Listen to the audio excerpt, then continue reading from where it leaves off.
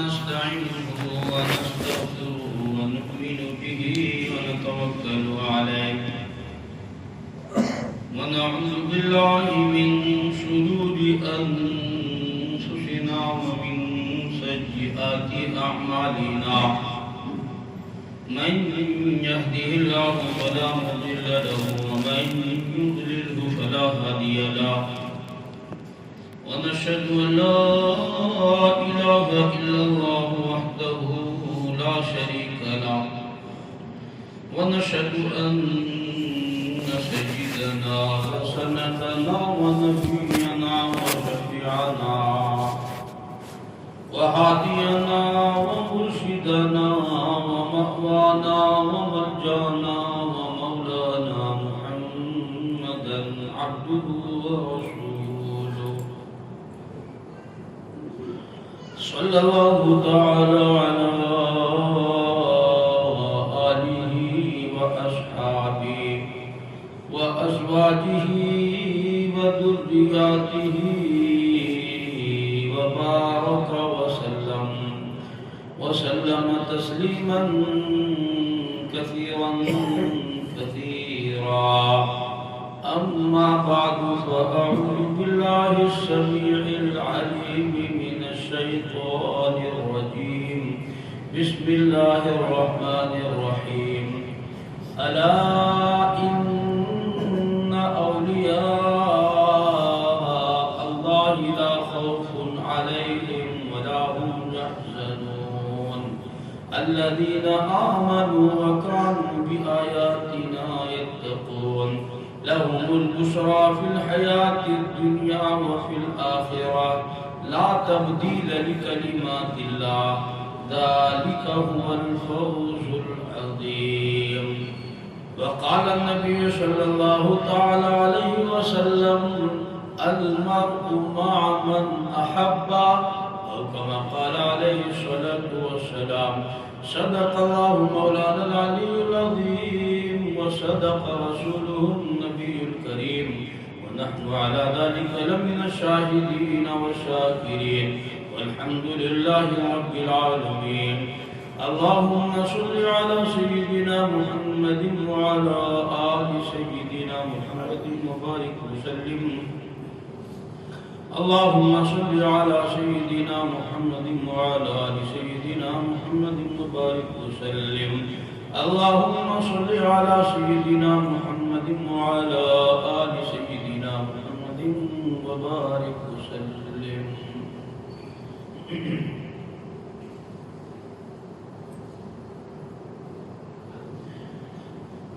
قرآن کریم کا 11واں سپارہ سورت نون کا سورت یونس کی یہ 2 آیتیں میں نے آپ کے سامنے 3 آیتیں آپ کے سامنے تلاوت کی ہے. میں نے بارہا اس کا تذکرہ کیا. قرآن قیامت تک کے لوگوں کے لیے راہ نجات ہے، راہ ہدایت ہے. قرآن کی تلاوت سے، اس پر غور و خوض کرنے سے، قرآن کریم سے محبت کرنے سے بندہ اللہ کے قریب ہوتا ہے. گمراہی سے نکل کر ہدایت میں، ضلالت سے نکل کر کے روشنی کی طرف آتا ہے. قرآن کریم کی جو آیتیں میں نے تلاوت کی ہے، حق سبحانہ و تعالی نے ان آیتوں میں ایک گروہ کا ذکر فرمایا ہے. قرآن کریم کی ان آیتوں میں ایک جماعت کی نشانی بتلائی ہے، ایک گروہ کا ذکر فرمایا ہے جس کو ہم سب کی زبان میں اولیاء کرام رحمہم اللہ اجمعین کہتے ہیں. ولی کے لفظی معنی تو دوست کے ہیں، وارث کے ہیں. تو ولی اللہ کا معنی اللہ کا دوست، اللہ کے دین کا وارث، نماز کا وارث، شریعت کا، سنت کا وارث حضور اکرم صلی اللہ علیہ وآلہ وسلم، ان کی تمام زندگیوں کا جو وارث وہ اللہ کا ولی۔ یہ کتنا سمپل اور آسان ہے سمجھنا، جو قرآن کریم سمجھاتا ہے، اور ہم کتنا مشکل کر دیتے ہیں سمجھنا۔ قرآن کا ترجمہ اور قرآن کا مفہوم کتنا آسان ہے۔ ولی دوست کو کہتے ہیں، وارث کو کہتے ہیں، اور ولی اللہ، اللہ کا دوست، اللہ کے دین کا وارث۔ بنگلے، کوٹھی، جائیداد، مربع بنا لینے سے آدمی ولی نہیں بنتا، نیک نہیں بنتا ہے، اللہ کا دوست نہیں بنتا ہے۔ اللہ کا دوست تو اللہ کی بات ماننے سے بنتا ہے۔ ہماری بیوی ہماری بات نہ مانے تو وہ بیوی نہیں کہلاتی ہے، گھر نہیں چلتا ہے۔ اگر ہم اللہ کی بات نہ مانیں تو ہماری زندگی کیسے چلتی ہے وہ معلوم نہیں۔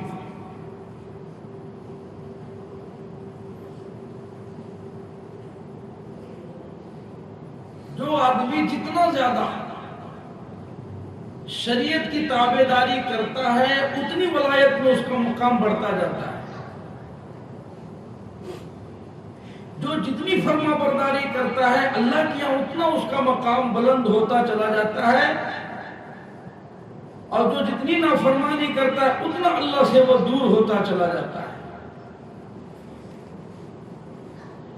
مگر افسوس ہم ایسے دور میں، ایسے فتنے اور آزمائش کے زمانے میں پیدا ہوئے ہیں، آج امت کا یہ حال ہو گیا ہے۔ ہمیں تو کبھی کبھی ہنسی بھی آتی ہے کہتے ہوئے کہ اس کو کیسے امت کہا جائے۔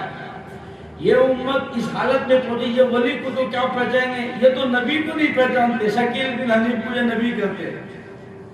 آپ سوچو کیسا زمانہ آ گیا۔ اللہ الامان والحفیظ، امت کا اتنا برا حال ہو گیا، یہ امت تو آج خدا کو نہیں پہچانتی ہے۔ یہ امت آج خدا کو نہیں پہچان پا رہی ہے کہ میرا اللہ ہے کون۔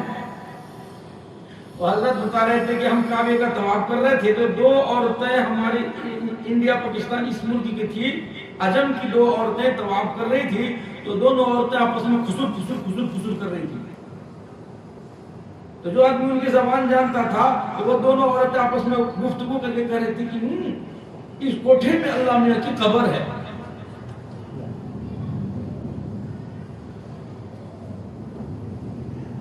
حاجی صاحب ہنس رہے ہو، ہمیں تو رونے کو دل چاہ رہا ہے۔ کتنا یعنی امت کو یہ پتہ نہیں ہے کہ اللہ کی بھی موت آتی ہے کہ نہیں آتی ہے، اللہ کی قبر بنتی کہ نہیں بنتی ہے۔ اب جو امت سوچو حاجی صاحب اللہ کو نہیں پہچان رہی ہے، وہ رسول اللہ کو کیا پہچانے گی، وہ ماں باپ کو کیا پہچانیں گے، وہ اپنے آپ کو کیا پہچانیں گے، وہ قبر، وہ حشر۔ یہ ایسا لگ رہا ہے ہم کس کے سامنے بکرے، ایسا لگ رہا ہے بھینس کے آگے بین بجانا، دیدہ اپنا کھونا ہے۔ ایسا نہیں محسوس ہو رہا نا محسوس؟ امت کس رخ پر چل پڑی ہے، کیسے یہ زندگی گزار رہی ہے۔ اسی لیے کبھی کبھی میں اپنے حضرت کی شعر کو اس کو پڑھا کرتا ہوں اور سوچا کرتا ہوں اللہ کیا بنے گا۔ عمل کے اپنے اساس کیا ہے، بجز ندامت کے پاس کیا ہے۔ عمل کی اپنے اساس کیا ہے، بجز ندامت کے پاس کیا ہے۔ رہے سلامت تمہاری نسبت، میری تو بس آسرا یہی ہے۔ اس امت کے پاس کچھ نہیں بچا ہے، اس امت کے پاس کچھ نہیں بجز ندامت کے کہ جو زندگی ہماری گزری ہے وہ زندگی نہیں، سراسر گندگی، صرف گندگی۔ زندگی تو صرف وہی کہنے کے قابل ہے جو شریعت اور سنت کے دائرے میں گزری ہے۔ ایک بڑے میاں ٹرین میں سفر کر رہے تھے تو کسی نے پوچھا کہ حضرت آپ کی عمر کتنی ہو گئی؟ بڑے میاں، داڑھی سفید، بال سفید، بڑے میاں۔ تو بڑے میاں نے جواب دیا کہ بھائی میری عمر یہی 15-17 سال کی ہے۔ تو لوگوں نے کہا دیکھو بھائی بڑے میاں کو واقعی بہت جوان بننے کا ابھی بھی بہت شوق ہے۔ کہا کہ نہیں سچ بات تو یہی ہے، حقیقی زندگی تو یہی میری 16, 17, 18 سال کی ہے۔ اس سے پہلے جو زندگی گزری نا وہ زندگی نہیں، وہ تو گندگی تھی۔ مجھے اب سچی پکی توبہ طائب ہو کر کے 15 سال 17 سال گزرے ہیں، میں نے اپنی زندگی سے سمجھوتا کر لیا، اللہ سے میں نے توبہ کر لیا، میں رجوع کر لیا، میں جو ہے اللہ کرنے والا بنا۔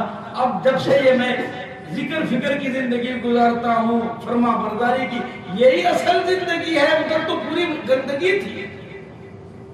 70-80 سال میں نے نافرمانی میں گزارے۔ اللہ کرے ایسی زندگی اللہ ہمیں بھی عطا فرمائے، ہمیں بھی اللہ جلدی توفیق دے دے، جلدی سمجھ میں آ جائے اور جلدی ہم لوٹ جائیں۔ دیکھو آدمی راستہ بھٹک گیا، جتنا دور جا کر کے لوٹے گا اتنی تکلیف ہوگی واپس آنے میں، ہے نہیں بھائی؟ اور جتنی جلدی لوٹے گا اتنی آسانی ہوگی، ہے نہیں؟ بھائی آپ راستہ بھٹک گئے، اگلے سگنل میں آپ نے کسی سے پوچھا کہ بھائی ہم کو جانا ہے حاجی لے، انہوں نے بول دیا بھائی آپ رام جا رہے ہو، اس روٹ سے جاؤ، نزدیک میں غلط جا رہے ہو، آپ اگر پلٹ کر آ جاؤ گے جلدی پہنچو گے منزل پہ؟ نہیں۔ آپ بولے نہیں آپ کی بات ہم نہیں مانیں گے، ہم تو سیدھے راستے پر چل رہے ہیں۔ تو بھائی سیدھے راستے پر آپ کہاں دلی جاؤ گے؟ پھر آپ اگلی منزل پر نہیں لوٹے، پھر اگلے سگنل سے آپ نہیں لوٹے، تو جتنی دیر میں لوٹو گے اتنا زیادہ وقت لگے گا پہنچنے میں، واپس آنے میں، اتنی زیادہ محنت کرنی پڑے گی، اتنا پیٹرول خرچہ اور اتنا چلنا پڑے گا، اتنی پریشانی اٹھانی پڑے گی۔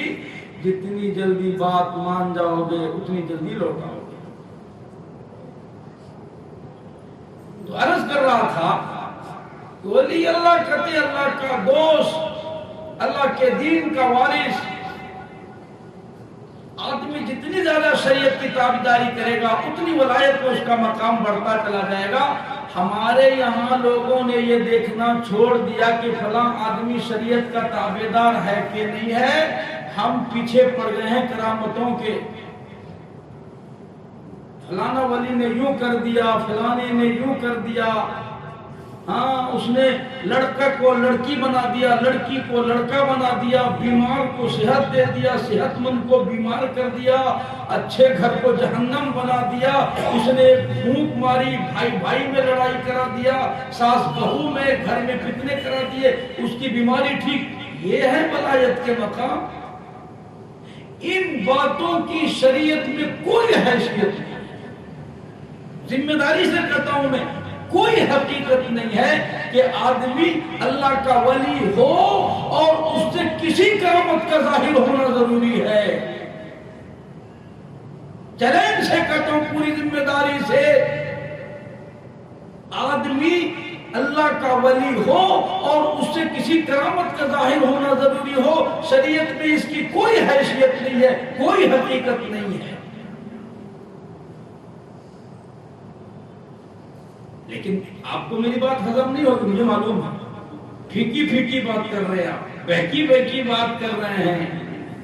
ہم تو اس کو ولی مانتے جو پانی نہیں نہاتا، ہم تو اس کو اللہ کا ولی مانتے جو شادی ہی نہ کرے، ہم تو اس کو ولی مانتے ہیں جو بیوی بال بچے کو چھوڑ کر کہیں اور بیٹھ جائے۔ ساری باتیں میں تو کھل کے نہیں بول سکوں گا نا، میرے پر بھی تو ذمہ داری ہے، میرے پر بھی تو بڑے لوگ ہیں، وارنٹ آ جائے گا۔ ہم تو اس کو یوں کہتے ہیں، اس کو وہ کہتے ہیں، یہ کیا ہے؟ ٹھیک ہے آپ میری مت مانو، بھائی میں کب منانے کے لیے بیٹھا ہوں، لیکن میں اتنا تو کہوں گا آپ میری نہیں مانتے ٹھیک ہے، اپنے اس استاذ کی تو مانو جس کو ساری دنیا استاذ مانتی ہے، جس کو ساری دنیا بڑے مانتے ہیں، اس کی تو مانو گے نا۔ علامہ اقبال کی سنو، وہ کیا کہتے ہیں اس بارے میں؟ ڈاکٹر اقبال کہتے ہیں، فرمایا لوگوں جسے تم اللہ کا ولی سمجھتے ہو، حقیقت یہ ہے جسے تم اللہ کا ولی کہتے ہو، جسے تم نیک آدمی سمجھتے ہو، جسے تم اللہ کا پیارا اور دوست سمجھتے ہو، تمہیں سمجھ میں بات نہیں آتی۔ کہتا کہ سبب تو جس کو خود سمجھتا ہے، زوال بندے مومن کا بے زری سے نہیں۔ سبب تو جس کو خود سمجھتا ہے، زوال بندے مومن کا بے زری سے نہیں۔ جہاں میں تیرا جوہر جو آشکار ہوا ہے، کلندری سے ہوا ہے، تونگری سے نہیں۔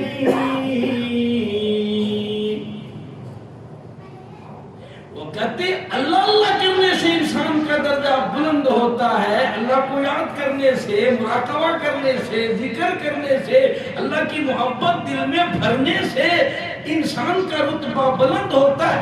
کرامتیں دکھاتے پھرنے سے انسان کا درجہ بلند نہیں ہوتا، یہ خام خیالی ہے۔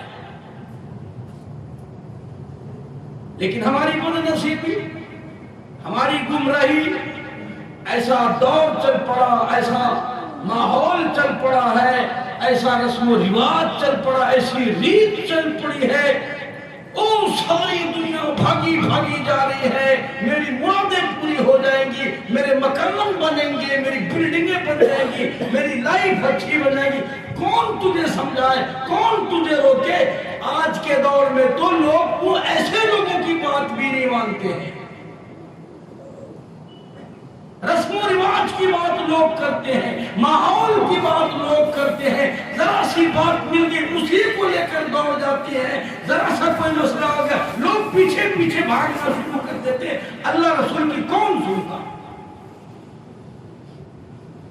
اس لیے پروردگار عالم جل شانہ نے فرما دیا، لوگو آؤ تجھے اگر ڈاکٹر اقبال کی بات سمجھ میں نہیں آتی، قرآن کریم سے پوچھو۔ قرآن فرماتا الا ان اولیاء اللہ لا خوف علیہم ولا هم يحزنون۔ او لوگو خبردار، جو اللہ کے دوست ہے ان کو دنیا اور آخرت میں کوئی حزن و ملال نہیں، کوئی غم نہیں، کوئی پریشانی نہیں، کوئی دکھ نہیں ہے۔ لاکھ حالات خراب ہو جائے، معاشرہ بگڑ جائے، ماحول بگڑ جائے، حکومت مخالف کی بن جائے، پارٹیاں ان کی مخالف آ جائے، ساری دنیا الٹی لٹک جائے، اللہ فرماتا جو میرے ہیں، فرمایا وہ لوگوں الا ان اولیاء اللہ لا خوف علیہم ولا هم يحزنون۔ خبردار وہ لوگ جو اللہ کے دوست ہیں ان کو دنیا اور آخرت میں کوئی حزن و ملال نہیں، کوئی غم نہیں، کوئی پریشانی نہیں۔ الہ العالمین ہمیں ان کی پہچان بتا، ان کی شناخت بتا، ہم بھی ان کو پہچان سکے۔ ہر دنیا کے لوگ اپنی ولایت کی تعریف کرتی ہے، فلاں صاحب بہت بڑے ولایت کے مقام پر فائز ہے، فلاں صاحب بہت اونچی ہے۔ قرآن کہتا ہے الذین آمنوا وکانوا یتقون۔ فرمایا ولی کی سب سے پہلی علامت یہ ہے وہ خود ایماندار ہوتا ہے، بڑا زبردست پرہیزگار ہوتا ہے۔ قرآن کریم اعلان کرتا ہے، نیکوکار کی پہچان بتاتا ہے، ولیوں کی شناخت بتاتا ہے، اچھے لوگوں کو چھانٹ کر قرآن دکھاتا ہے۔ آؤ قرآن کریم کے آئینے میں اپنی شکل دیکھو، صورت دیکھو، آؤ تم اللہ کے کلام کے قریب آ جاؤ، اپنے عادات دیکھو، اخلاق دیکھو۔ قرآن اعلان کرتا ہے، کہتا ہے ولی کی سب سے پہلی علامت یہ الذین الذین آمنوا وکانوا یتقون، ولی کی سب سے بڑی علامت یہ ہے وہ خود ایماندار ہوتا ہے، بڑا زبردست پرہیزگار ہوتا ہے۔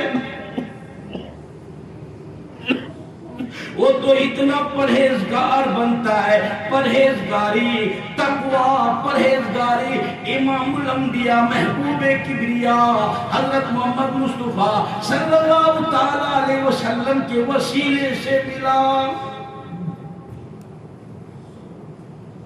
اللہ کے جو نیک بندے ہوتی ہیں اللہ پاک سے بہت ڈرتی ہے، چھپ چھپ کر کے اللہ کو یاد کرتی ہے۔ ساری دنیا سوچتی ہے اللہ کا نیک بندہ مصلی پر بیٹھ کر روتا ہے۔ اللہ والے کے سامنے کنکری لا کے رکھی گئی، کھیرا لا کے رکھا گیا، چاقو لا کے رکھ دیا گیا۔ اللہ والے نے ہاتھ میں کنکریاں پکڑ لی، کھیرے کو پکڑا، سوچنے لگ گئے کیا کروں، کھیرے کو کاٹ کر کھانا سنت ہے یا توڑ کر کھانا سنت ہے؟ علماء کرام سے مسئلہ پوچھا، بتاؤ کنکری توڑ کر کھانا سنت ہے یا کاٹ کر کے کھانا سنت ہے؟ علماء کرام نے جواب دے دیا ہمیں اس بارے میں کوئی علم نہیں، ہمیں اس بارے میں معلوم نہیں۔ اللہ والے نے کنکریاں واپس رکھ دی، چاقو واپس کر دیا، فرمانے لگ گئے اگر توڑ کے کھاؤں تو ڈر ہے کہیں کاٹ کر کھانا سنت نہ ہو، اور اگر کاٹ کے کھاؤں تو ڈر ہے کہیں توڑ کر کھانا سنت نہ ہو۔ میں ایسے کام سے خود ہی پیچھے ہٹ جاتا ہوں جس کے بارے میں مجھے میرے آقا حضرت محمد رسول اللہ صلی اللہ علیہ وسلم کی سنت مجھے معلوم نہیں۔ پرہیزگاری، تقوی، ڈر، اللہ کا خوف، اللہ کا ولی پھونک پھونک کر کے لقمہ حلق کے نیچے ڈالتا ہے۔ وہ تجھے کیا معلوم تقوی کیا ہوتا ہے؟ تو نے تو خدا نہیں پہچانا، رسول نہیں پہچانا، قرآن نہیں پہچانا، تو نیک لوگوں کو کیسے پہچانے گا؟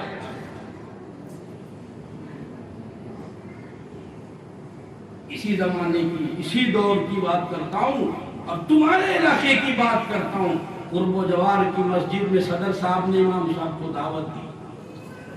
میں کہا ہوں قرب و جوار کی مسجد میں امام صاحب کو رمضان میں صدر صاحب نے دعوت دی، صدر نے مسجد کا۔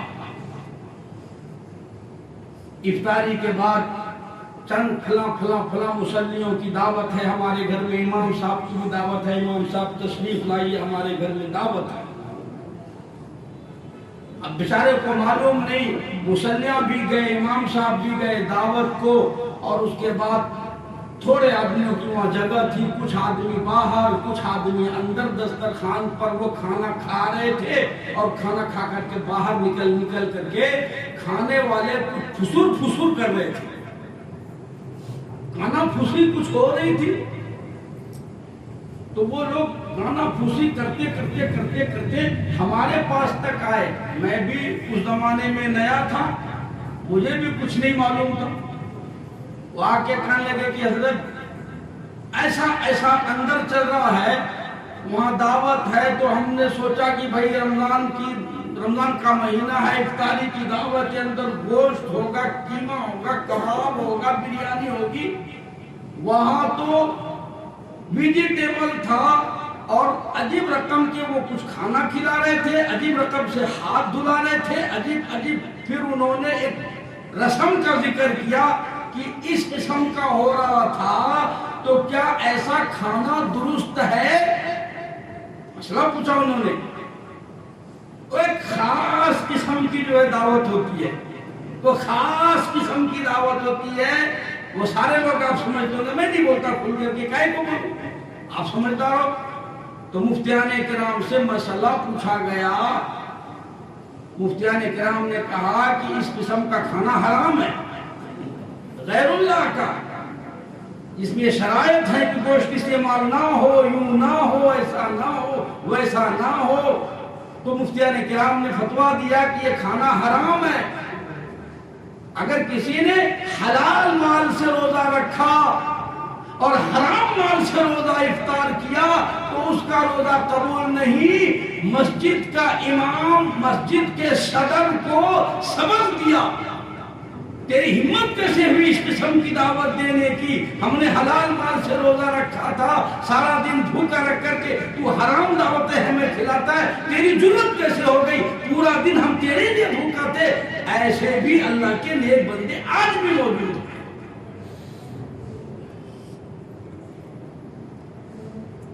تو قرآن کریم نے اعلان کیا ہے، نیک لوگوں کی سب سے پہلی پہچان اللہ کے نیک بندوں کی، اللہ کے دوست کی، اللہ کے محبوب کی، جو نیکوکار پرہیزگار ہوتے ہیں ان کو نیکی تقوی شریعت اور سنت سے ملتی ہے، اپنے گھر سے نہیں۔ امام احمد بن حنبل رحمۃ اللہ علیہ کو اللہ پاک کی خواب میں 99 مرتبہ زیارت ہوئی۔ 99 پر 99 مرتبہ 99۔ اب یہ سن کر کے میرے خیال سے اکثر لوگوں کے منہ میں پانی تو آ گیا ہوگا، اکاس 99 نہ ہی صحیح، ایک مرتبہ تو اللہ کی زیارت ہو جائے۔ آیا نا دل میں خیال آئے، ہم اللہ کی محبت اپنے دل میں رکھتے ہیں، اللہ سے پیار کرتے ہیں، کیوں نہ پیار کریں؟ وہ اللہ جو ہمیں کھلاتا ہے، پلاتا ہے، پالتا ہے، پرورش کرتا ہے، جس نے زندگی دی، جو موت کا مالک ہے، جو جنت کا مالک، آخرت کا مالک، قبر حشر کا مالک، مالک یوم الدین، تو اس سے محبت تو فرض ہے نا، ہونی ہی چاہیے۔ محسن کا احسان مند ہونا چاہیے۔ ایک گھونٹ کوئی ہمیں چائے پلائے ہم تھینک یو بولتے ہیں، ایک گلاس کوئی پانی پلائے ہم شکریہ بولتے ہیں، اگر کوئی ہماری خیر خیریت تو ہم الحمدللہ بولتے ہیں۔ تو جو پروردگار سب کچھ کرتا ہے، کیا اس سے محبت نہیں ہوتی ہے؟ ہونی چاہیے۔ تو امام احمد بن حنبل رحمۃ اللہ علیہ کو 99 مرتبہ اللہ کی محبت زیارت ہوئی۔ ہر مسلمان کو تمنا ہونی چاہیے، ہر مومن کے دل میں یہ تڑپ ہونی چاہیے، اللہ کی محبت ساری کائنات سے سب سے زیادہ اللہ کی محبت۔ ہائے جن لوگوں نے اللہ سے پیار کیا، اللہ سے محبتیں کی، اللہ کی قسم اللہ نے زندگی بدل۔ شاہ عبد الغنی پھول پوری رحمۃ اللہ علیہ کے واقعات میں لکھا، پڑھا، دیکھا کہ شاہ صاحب کو 13 مرتبہ حضور کی خواب میں زیارت ہوئی۔ 13 مرتبہ حضور کی زیارت شاہ صاحب نے فرمائی، اور ایک مرتبہ تو اتنے قریب سے شاہ صاحب فرماتے، میں نے اتنے قریب سے، اتنے پیار سے اپنے محبوب کی زیارت کی کہ مجھے آنکھوں میں جو وہ لال ڈوریاں ہوتی، میں نے وہ لال ڈوری تک حضور کے آنکھوں کی دیکھ لی۔ حضور نے فرمایا کہ عبد الغنی آج تم نے خوب دیکھا، آج تم نے خوب دیکھا۔ اتنا اللہ کو یاد کرتے تھے، اتنا ذکر کرتے تھے۔ شاہ صاحب کھیتی باڑی کرتے تھے، شاہ صاحب کھیتی باڑی کرتے تھے، حدیث پڑھاتے تھے طلبہ کو، قرآن سکھاتے تھے، دین سکھاتے تھے۔ جب کھیتی باڑی سے فارغ ہو جاتے تبھی کتاب لے کے بیٹھ جاتے۔ آ جاؤ بھائی، مستقل کوئی مدرسہ نہیں تھا، مستقل کوئی درسگاہ نہیں تھا، مستقل کوئی طلبہ نہیں تھے۔ جس کو جب موقع ملے اور جب مجھے موقع ملے، آ جاؤ بہت اللہ کا دین سیکھو، اللہ کا دین پڑھو۔ تو حضرت نے اپنے گھر کے کام کاج کے لیے، کھیتی باڑی دیکھنے کے لیے، سنبھالنے کے لیے، ان کی نگرانی کے لیے ایک آدمی مقرر کر رکھا تھا۔ تو کسی پرچے پر ایک مرتبہ اس آدمی کو حضرت کا سائن چاہیے تھا۔ حضرت ذمہ دار آدمی تھے، بہت زمینیں تھے ان کے پاس، تو کسی پیپر پر حضرت کا سائن چاہیے تھا، دستخط ہونا تھا۔ تو وہ کام جو آپ کا جو منشی تھا، کام سنبھالنے والا، وہ ایک بار آیا اور آ کر کہنے لگا حضرت اس پیپر پر آپ ذرا سائن کر دیجیے۔ قلم لاؤ، قلم ہاتھ میں لیا اور دستخط کرنے کی جگہ ہوتا ہے یہاں پر آپ اپنا سائن کر دیجیے۔ تو حضرت وہ پین لے کر کے، پیپر لے کر کے سوچنے لگ گئے کہ کیا کرنا ہے مجھے۔ پھر وہ صاحب کہنے لگے کہ حضرت سائن کر دیجیے نا، دیر ہو رہی ہے، کسی ارجنٹ کام میں کے کاغذات جمع کرانا ہے، تاخیر ہو رہی ہے، پھر حضرت سوچتے رہ گئے، حضرت دستخط کر دیجئے، سائن کر دیجئے، سگنیچر کر دیجئے، جس طرح سے سمجھانا تھا انہوں نے بتایا۔ بہت دیر سوچنے کے بعد وہ پوچھنے لگے، بھائی میرا نام کیا، میرا نام کیا؟ تو وہ ملازم مذاقن کہا کہ حضرت کوئی اپنا نام بھول جاتا ہے کیا؟ حضرت نے ڈانٹ دیا، اتنا اللہ کو یاد کرتے تھے، اتنا ذکر مراقبہ کرتے، اللہ کو اللہ کے سوا کچھ یاد نہیں ہوتا۔ تب نوکر نے کہا حضرت آپ کا نام عبد الغنی ہے، تب جا کر حضرت نے اپنا نام لکھا۔ اتنی محبت، اتنا ذکر فکر، اسی کو شاہ مجذوب رحمت اللہ علیہ نے یوں کہا کہ ہر دم ذکر و فکر میں تیرے مست رہوں سرشار رہوں، ہر دم ذکر و فکر میں تیرے مست رہوں سرشار رہوں، ہوش رہے نہ مجھ کو کسی کا تیرا مگر ہوشیار رہوں، اب تو رہے بس تا دم آخر ورد زباں اے میرے الہ، لا الہ الا اللہ، لا الہ الا اللہ۔ کہ بندہ اتنا اللہ کی یاد میں غرق رہے کہ ماں سوا سے وہ بے خبر ہو جائے۔ تو 99 مرتبہ احمد بن حنبل کو اس دنیا میں ہی اللہ کی زیارت ہوئی، اور اللہ تبارک تعالیٰ نے یہ نعمت مفت میں نہیں بانٹی تھی، آج وہی فلاں دکان میں مل رہی ہے، جا کر کے لے کے جو قربانیاں ہیں ان کی، قربانی ہے، قربانی ہے۔ 2.5 سال تک مامون الرشید نے امام احمد بن حنبل کو جیل خانے میں قید کر کے رکھا، خلق قرآن کا مسئلے میں 2.5 سال تک جیل کاٹی۔ اس لیے کہتا ہوں جانوروں کی طرح چلتے پھرتے رہنے والوں کے لیے کچھ سوچو، سبق سیکھو، حاصل کرو۔ تو روزانہ امام احمد بن حنبل رحمت اللہ علیہ 1 پیسے کی تھوڑی سی وہ دال آتی تھی اس زمانے میں، اس دال کو ابال لیتے، اس کا پانی پی لیتے، ساری رات اللہ کی عبادت میں گزارتے تھے۔ تھوڑی سی دال پر ساری رات 1 پیسے کی۔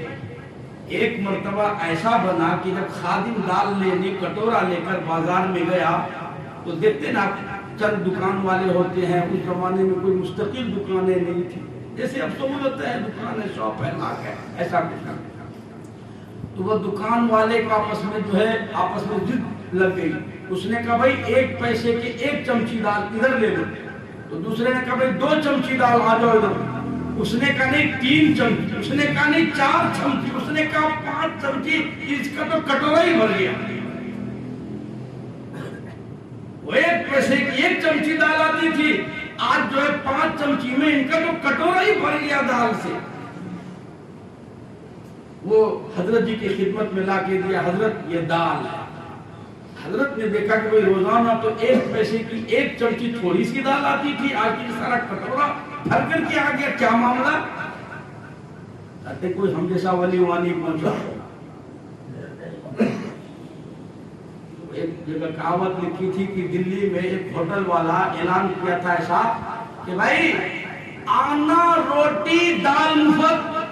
ہمارے یہاں بنگلور میں بھی ہے کہ اگر آپ روٹی لیتے ہو تو شیروا اور دال مفت میں ملے گی۔ تو اس نے یوں کہا کہ بھائی 1 آنے کی روٹی اس کے ساتھ ساتھ دال مفت۔ تو ہم جیسا ولی جا کر کے پہنچا کہ بھائی مفت والی دال ہی پلا دو، بس ہمیں روٹی کی ضرورت تو نہیں ہے۔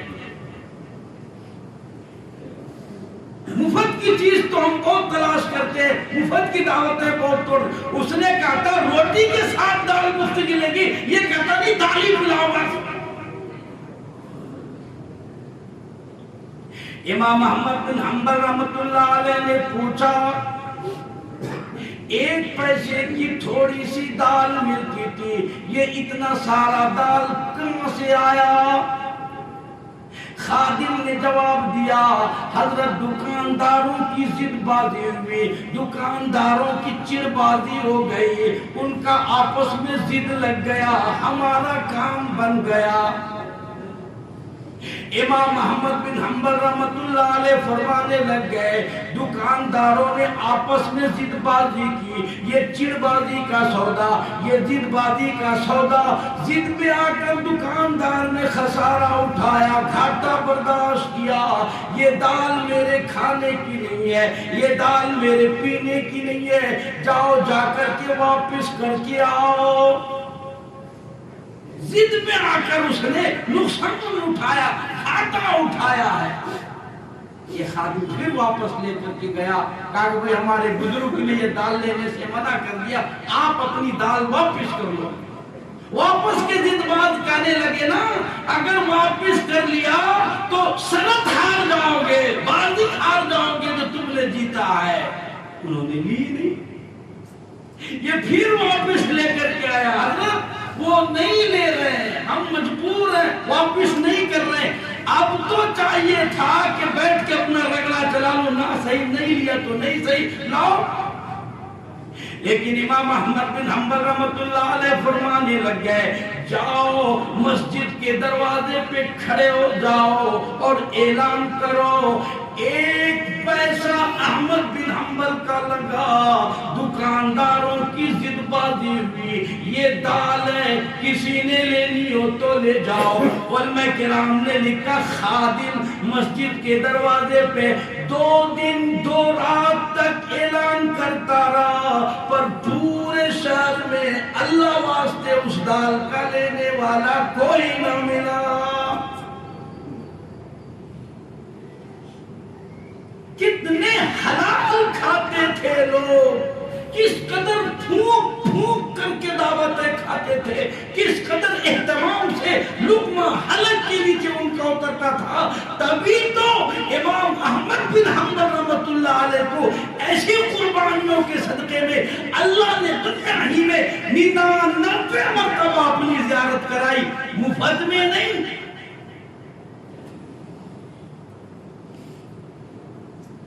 امام اعظم ابو حنیفہ رحمت اللہ علیہ ہیں، اللہ کے نیک بندے،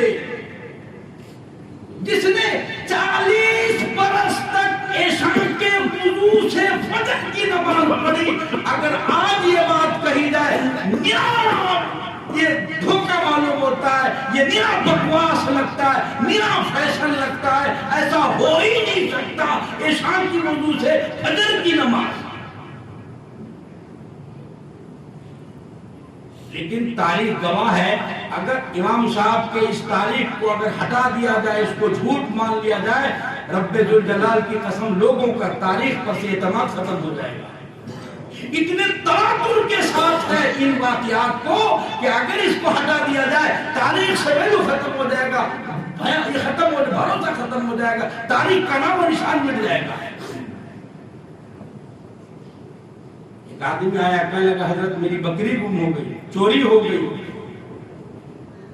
کیا کبھی دعا بتلاؤ، میری بکری مل جائے، میرا مسئلہ حل ہو جائے، میری پونجی تھی وہ۔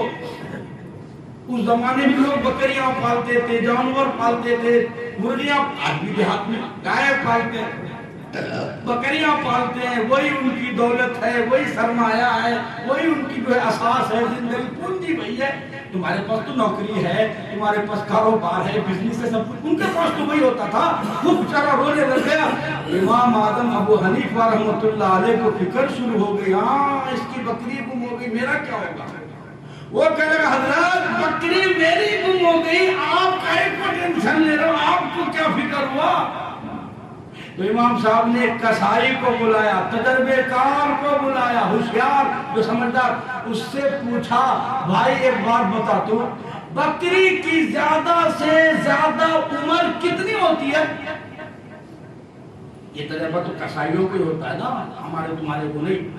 انہوں نے ایسا انگلی رکھے تو پھٹ کر کے بتاتے ہیں، بھائی 15 kg گوشت ہوگا۔ جو کسائی لوگ تو بیٹھ دیکھتے ہیں 100 kg نکلتا ہے، لیکن قربانی میں خوب چونا لگاتے ہوئے لوگ. اس رمضان اس بقرعید میں ہمیں بھی خوب چونا لگایا ہوا کسائیوں نے.